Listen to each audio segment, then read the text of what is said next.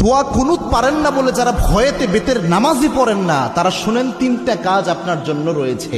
এই তিনটা কাজ করলে বেতের নামাজের পরিপূর্ণ সওয়াব আপনি পেয়ে যাবেন। সুবহানাল্লাহি ওয়া বিহামদিহি। ইসলাম যে কত সহজভাবে আপনাকে সমাধান দিয়েছে কল্পনা করতে পারবেন না। এই যে বেতের নামাজে যে দোয়া কুনুতটা আমরা পড়ি, এটা কিন্তু অনেকের মুখস্থ হয় না, যার কারণে অনেক বড় দেখে অনেকে বেতের নামাজই পড়ে না যে আমি দোয়া কুনুত পারি না, আমি কি বা পড়বো। অথবা অনেকে এমন রয়েছে বেতের নামাজে দাঁড়িয়ে দোয়া কুনুতের সময় চুপ করে থাকে, একটা শব্দ করে না, এরকম আছে অনেকে। তো এরকম কোনোটাই মাধ্যমেই আপনার কিন্তু দোয়া কুনুতের যে হক এটা আদায় হচ্ছে না। এবং বেতের নামাজ এটা কিন্তু ওয়াজিব একটি নামাজ, এই নামাজকে আপনি ইচ্ছা করে ছেড়ে দিতে পারবেন না, এবং ওয়াজিব সবসময় চাইলে আপনি তরক করতে পারবেন না। এই জন্য বেতের নামাজ গুরুত্বপূর্ণ।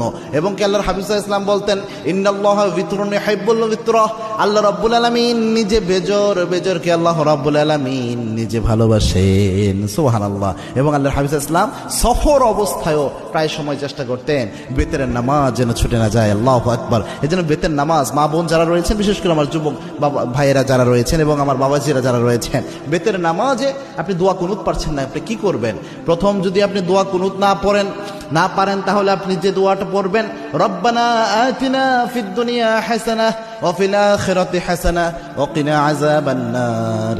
এই যে আয়াতের একটা অংশ, একটা দোয়া আল্লাহ রাব্বুল আলামিন দিয়েছেন, এই দোয়াটা আপনি প্রথম পড়ার চেষ্টা করবেন। বেতের যে সময়টা এই দোয়া পড়বেন, রব্বানা আতিনা ফিদ দুনিয়া হাসানাহ ওয়া ফিল আখিরাতি হাসানাহ ওয়া কিনা আযাবান নার। এটা পারলেন না ধরেন আপনি, তখন আপনি কি পড়বেন? আল্লাহুম্মা গফিরলি, আল্লাহুম্মা গফিরলি, আল্লাহুম্মা গফিরলি। এটা বারবার আপনি পড়তে থাকবেন, তাহলেও দেখবেন ইনশাআল্লাহ বেতরের হক আদায় হবে।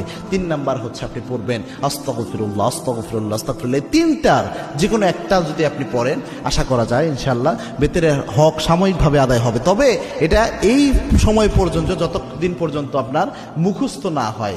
আপনি চেষ্টা করতেছেন মুখস্থ করার জন্য, পাশাপাশি এটা দিয়ে চালায়া যাবেন। এটা আপনি সারা জীবন করবেন, এটা কিন্তু হবে না। দুনিয়ার সব আপনি মুখস্থ করতে পারেন, মাথায় রাখতে পারেন, আর যেটা মৌলিক একটা বিষয় ইসলামের, এটা মাথায় রাখতে পারবেন না, এটা কিন্তু হতে পারে না। এই জন্য চেষ্টা করবেন যত দ্রুত সম্ভব কয়েকদিন রিডিং পড়েন, রাতের বেলায় ঘুমানোর আগে দোয়া কুনুতটা রিডিং পড়েন, দেখবেন ইনশাআল্লাহ আস্তে আস্তে মুখস্থ হয়ে যাবে। আল্লাহ রাব্বুল আলামিন আমাদের আমল করার তৌফিক দান করুন। আল্লাহুম্মা আমিন।